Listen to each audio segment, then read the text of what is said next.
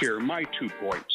1, if you're buying, and number 2, if you're selling, if you're not quite sure where to start. Thank you for doing a good job as always, and your analysis is spot on. Talk to Dan Gemus and his team. Find them at dangemus.com. And now, filling in for Dan Gemus, your host, Joyce Blackmere. Welcome back to the show. I'm Joyce Blackmere, Director of Sales and Broker with the Dan Gemus Real Estate Team. During the break, we had a listener question come in, and it's for Aaron. Okay. So yesterday on the show, Dan and I were talking about free agent frenzy a little bit, and your name happened to pop up a couple of times. So the question is, Aaron, what is your favorite move that has occurred during free agent frenzy, and your least favorite? Oh, geez, there's too many. Yesterday was crazy. Everybody celebrates their Canada Day a little bit differently. Mine's spent on the couch watching Free Agent Frenzy, because that's the great Canadian holiday, isn't it? What better day for it to land on? Obviously, everybody knows I'm a bit of a Red Wing fan, but I like all their moves. You got some fillers there. They've put some good guys in place to help the young guys come through on the roster as they get older. But this is not hockey talk, Joyce. You're going to get me in trouble here. I'm going to just stop there, because I could go on for the next 45 minutes about this, and we got lots of great stuff to get to. Well, what's your favorite move? Everything the Wings did. Just talk about your favorite then, not your least favorite. I'm just going to go with everything the Wings, because they've had a rebuild for a long time. A lot of people out there aren't happy with some of the things that happen, but Wings got to get to the cap floor. They also got to fill up some spots to get these young guys ready to go. We got some pros there. They're going to fill in and help them out. They're going to mentor them somewhat. So all the Wings fans yesterday that were upset, relax. Good things are coming. Yes. All right. Okay. Well, listen, we need to get back to real estate here. Yes. So let's talk about some of the biggest first-time homebuyer mistakes. Mm-hmm. So number one on the list, of course, is not getting a mortgage pre-approval. There's a little confusion over this step, I think, that for a lot of buyers, especially first-time buyers, because I know of quite a few myself that have just gone on to like websites and sort of done that pre-approval online, and it gives them like an idea of what they could qualify for. Really, truly, there's a lot more to it than just that. So you don't want to skip this step.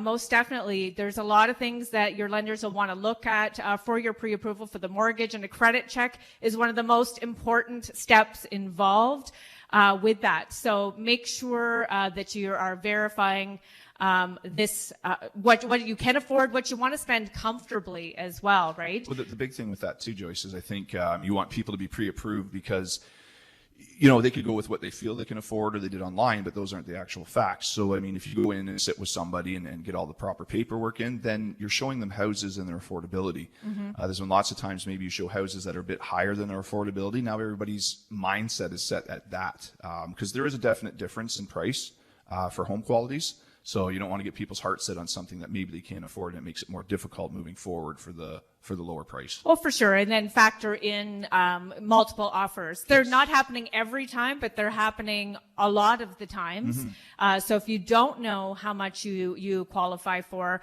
you're potentially less competitive, right? Or you could compete too much, which would be the opposite end of the spectrum, right, and maybe backfire. We touched on this a little bit as well. Spending more than you can afford also makes the list.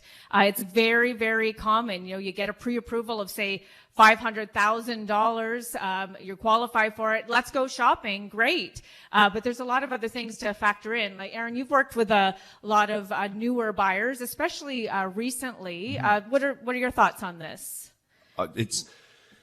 When you're pre-approved, I always say you never spend to your max. My objective isn't to say, hey, how much you pre-approved for, and set 500, 700, or whatever it is. It's not me to say, okay, we're spending to that amount, because there's always those unforeseen. So you want to leave some buffer space there. And like I say, you don't want to be house poor. I was just going to say, house poor. You got to leave some buffer space there, and realize that you got to live within your means, because you don't just have a mortgage. There's lots more that goes with it. Yeah.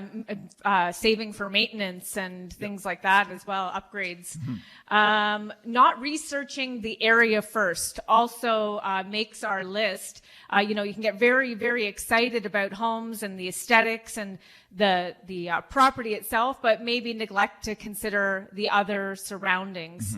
Depending on where you are, what part of the county or the city or whatever, and depending on what your goals are, right? If you're wanting to retire somewhere quiet, or if you're raising a family, those are some things to take into consideration. Nearby schools, places of worship. Yeah, future development. Like a big wing, like we'll just kind of let's look at Leamington, for example, like with a lot of the greenhouses there.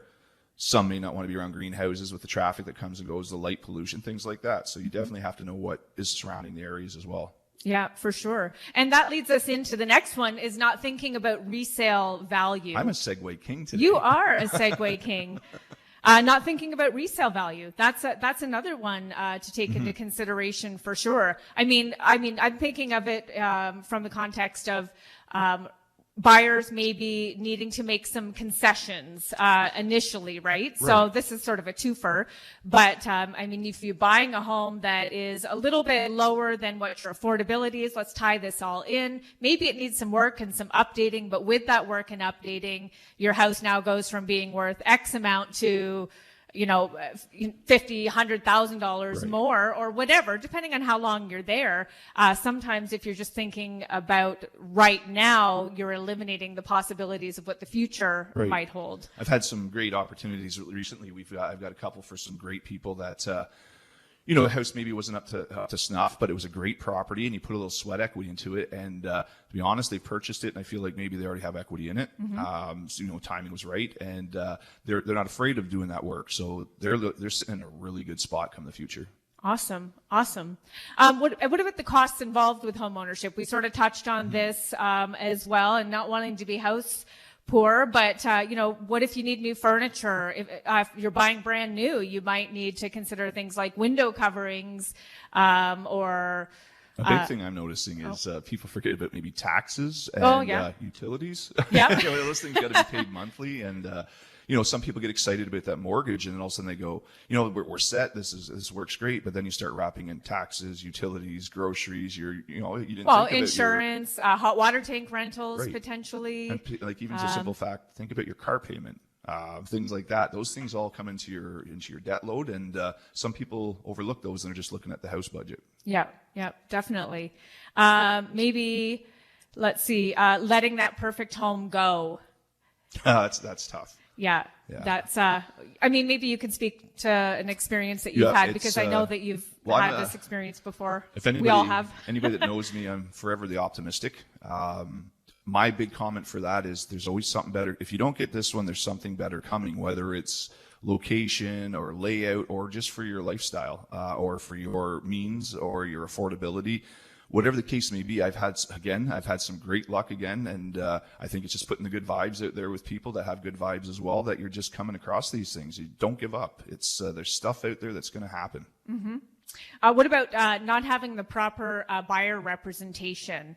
That's another mistake, that I think happens oftentimes. We've had clients or they've become clients, but initially customers that contact us, and they only work with the listing agents, and they want to go with each house, thinking they're going to get a better deal. Some instances they may very well get a better deal, but things to consider with the representation is to remember, the listing agent is contractually obligated to the seller. So, you want to make sure that you have an impartial party, well, impartial, but partial. And everybody needs to be comfortable in that situation too. So the agent does need to explain the situation. I'm a listing agent. I do represent the seller, but I will be representing you. And you're not necessarily getting the full representation you would get from a buyer rep, because they're supposed to be impartial. Yeah. So they're not really guiding you. They're not really helping you. That's why I like working on a team, because we can separate that a little bit with management and other team members, things like that. But yeah, you should have your expectations met as well with the representation you're receiving. Yeah, making sure you have the proper conditions in there to protect you, the right guidance, weighing the pros and cons of all the possibilities, because there's a lot of different things that can happen during a negotiation. So it's really important to have that. So make sure you're aligned with somebody that you trust. We actually have to take another quick break already. Yeah, there's so much information. So we're going to take a quick break. When we come back, we have Chris Gibb from Gibb Insurance here with his insurance tip.